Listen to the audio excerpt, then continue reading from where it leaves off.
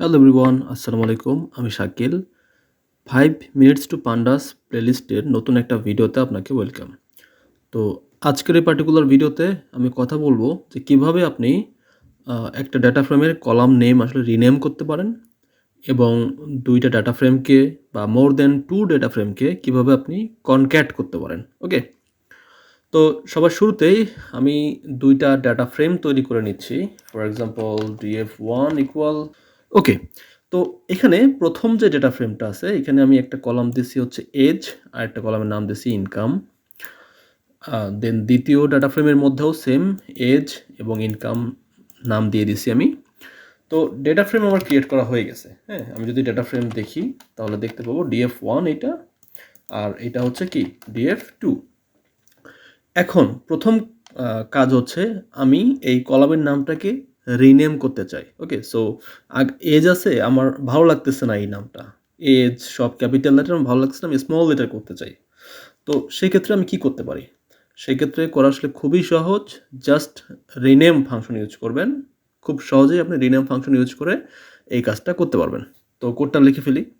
So এখানে দেখেন প্রথমে আমি যে কাজটা করছি ডাটা ফ্রেম 1 এখানে df1 ডট রিনেম, ঠিক আছে, ডট রিনেম এর মধ্যে প্রথমে আমাকে কলামস ইকুয়াল লিখতে হবে হচ্ছে প্রথমে লিখতে হচ্ছে আমি যে কলামটাকে আসলে রিনেম করতে চাই সেই কলামটা, অ্যান্ড দেন আমাকে লিখতে হবে আসলে কি নামে রিনেম করতে চাই সেটা, তারপর কমা, তারপর আরেকটা কলাম, তারপরে কমা আরেকটা কলাম, এভাবে আপনি যতগুলো মন চায় আপনি কলাম অ্যাড করতে পারেন, কোনো সমস্যা নাই।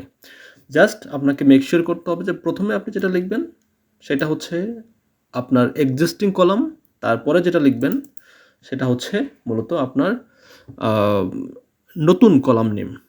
ওকে, এবং মাঝখানে আপনাকে অবশ্যই কোলন দিতে হবে। তো এই হচ্ছে মূলত আপনার রিনেম করার ওয়ে। আমরা একটু দেখি যে প্রপারলি রিনেম হয়েছে কিনা। এটা হচ্ছে হ্যাঁ, রিনেম হয়ে গেছে df1 df2। ওকে, তো আমরা এইভাবে যত কলাম হোক না কেন প্রত্যেকটা কলামকে আমরা এইভাবে রিনেম করতে পারি, ঠিক আছে। তো এখন আমাদের কাছে তো 2টা ডাটা ফ্রেম আছে, df1 আর df2। তো আমরা কি চাইলে এটাকে কনক্যাট করতে পারবো? কনক্যাট মিনস হচ্ছে 2টাকে আমরা এক জায়গায় করব। হ্যাঁ, এটা পসিবল। আপনি সেটা রো ওয়াইজ করতে পারবেন অথবা আপনি কলাম ওয়াইজ করতে পারবেন। শুরুতে আমি রো ওয়াইজ দেখাই দিই যে রো ওয়াইজ আসলে কিভাবে কনক্যাট করতে হয়। তো কনক্যাট করা আসলে খুবই সহজ। জাস্ট pd ডট কনক্যাট এই ফাংশনটা ইউজ করলেই আপনি করতে পারবেন। ফর এক্সাম্পল আমি রেজাল্টগুলো রাখবো হচ্ছে রেজাল্ট ভেরিয়েবলে, তারপরে আমি বলে দিচ্ছি। ওকে, তো দেখেন আমি যদি রেজাল্টটা একটু দেখি তাহলে রেজাল্ট দেখেন রো ওয়াইজ কিন্তু কনক্যাট হয়ে গেছে। তাহলে কেন হইল? শিফট প্লাস ট্যাব আবারও চাপেন।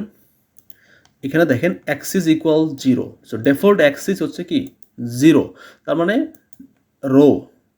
ওকে, যদি 1 থাকতো তাহলে সেটা কি কলামস, যেটা আমি প্রিভিয়াস ভিডিওতেও বলছি। তো এভাবে আপনার এই ডেটাগুলো আসলে রো ওয়াইজ অ্যাড হয়ে যাবে। এটা ছিল আসলে প্রথম ডাটা ফ্রেম, দ্বিতীয় 25-26 হচ্ছে কি দ্বিতীয় ডাটা ফ্রেম। তো রো ওয়াইজ অ্যাড হয়ে গেছে। আপনি যদি কলাম ওয়াইজ অ্যাড করতে চান, মানে কলাম হিসাবে অ্যাড করতে চান পাশাপাশি, সেক্ষেত্রে আপনাকে এখানে বলে দিতে হবে, এখানে আপনাকে বলতে হবে অ্যাক্সিস ইকুয়াল 1, তাহলেই হবে। দেখেন এখানে কিন্তু পাশাপাশি কলাম ওয়াইজ অ্যাড হয়ে গেছে, ঠিক আছে। তো এটাই আসলে কনক্যাট করার ওয়ে। এভাবে আপনি কনক্যাটেনেশন করতে পারেন ডাটা ফ্রেমের মধ্যে। সো রিনেম এবং কনক্যাটেনেশনে আপনাদের আর কোনো সমস্যা নাই আশা করি। আই থিঙ্ক আপনারা বুঝতে পারছেন। তো নেক্সট ভিডিওতে আবার দেখা হচ্ছে ইনশাল্লাহ। সে বন্ধু ভালো থাকবেন। আসসালামু আলাইকুম।